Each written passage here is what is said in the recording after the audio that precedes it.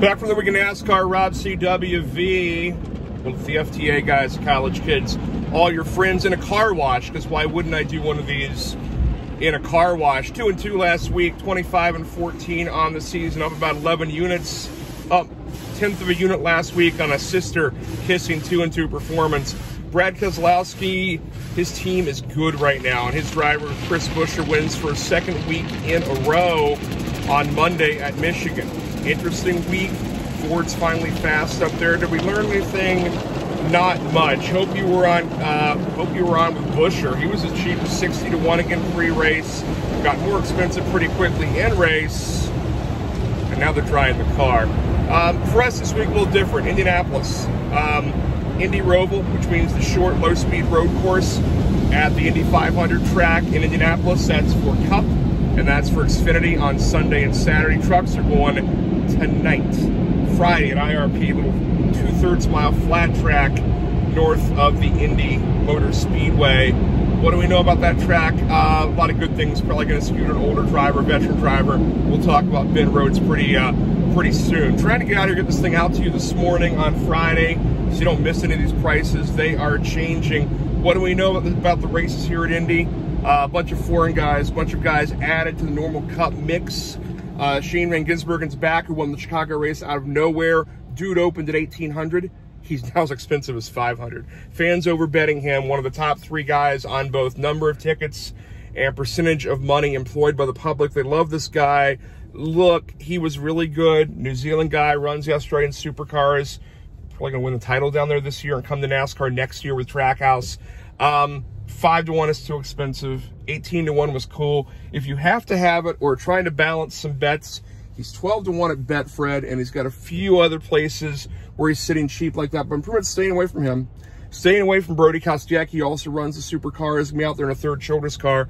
Only one of the foreigners I'm really interested in is Kumo Kobayashi, the Japanese driver. He's excellent. Opened the week at 100-1. I bought a little, didn't tell you soon enough. He's still 60 on Betfred. If you want to play Kobayashi, and everyone fell in love once they heard Dale Jr.'s podcast where he said, no, this guy was fastest in the sim, might be the best of all the foreign dudes running this week.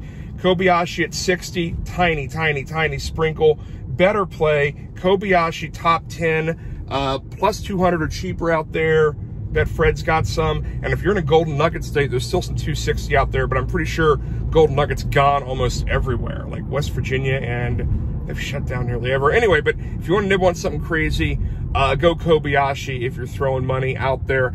Jenson Button also about 650 for a top 10 at Betfred if you're feeling like, again, trailing one of these foreigners, the old F1 driver. He was good in Chicago. I'd like it better if it was going to rain for these out-of-town guys, but I don't think it's going to rain this weekend. I think Indy's going to be relatively dry.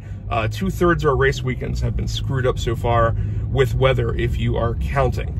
Okay, trucks are in playoffs. They go 9 p.m. Eastern on Friday, qualifying at 3:30 or so Eastern, so they will shut down bets then. Not a lot to tell you about that one. Like Hocevar, a little bit to win. The one real official pick. I like Rhodes to win as well. Ben Rhodes out of South Louisville. He's 18-1. If you get 18-1, nibble on little Ben Rhodes. The only hard pick, again, big red font next to me, will be Ben Rhodes, -120 over Nick Sanchez. It's out there in a couple spots. I think Bet365 and a few others that use their technology and similar lines to those guys. So that takes care of that. If we go to the Xfinity race, you know, you've got some extra guys kind of shoved down there. Got some interesting things going on with that field, but not nearly as interesting as Cup.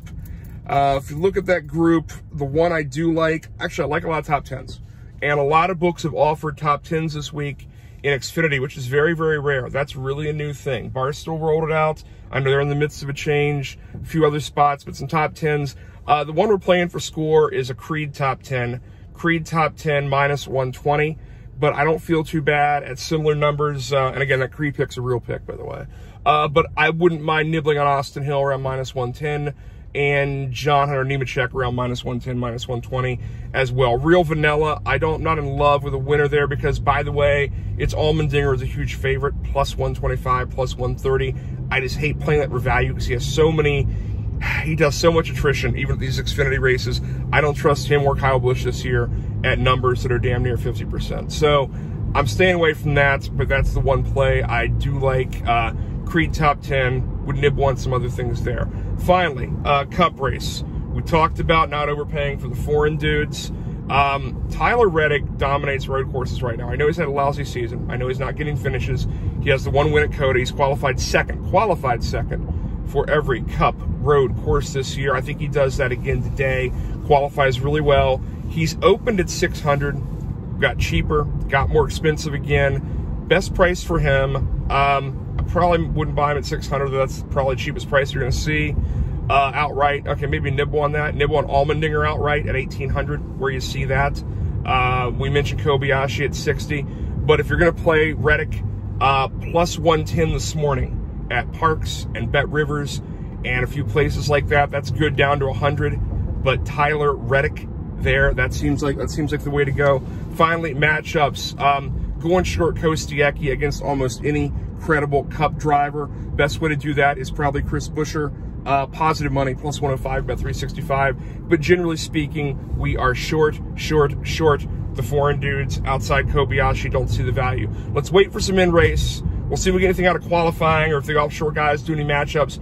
Super late on truck matchups this week. I bet there are more than I want to purchase. They're just not posted yet. Anyway, hope you guys are good. 2-2 last week, 25-14 on the season, plus about 11 units in about that many weeks. So we're moving it. What does Philly Godfathers say? 1 unit a day, one unit a week in my case here with NASCAR. We'll take it. We'll roll with it. We'll see you next week for another road course at Watkins Glen. Let's enjoy the 3 in Indy. Thanks, everybody. It's Rob CWV with the College Kids and the FTA Gang.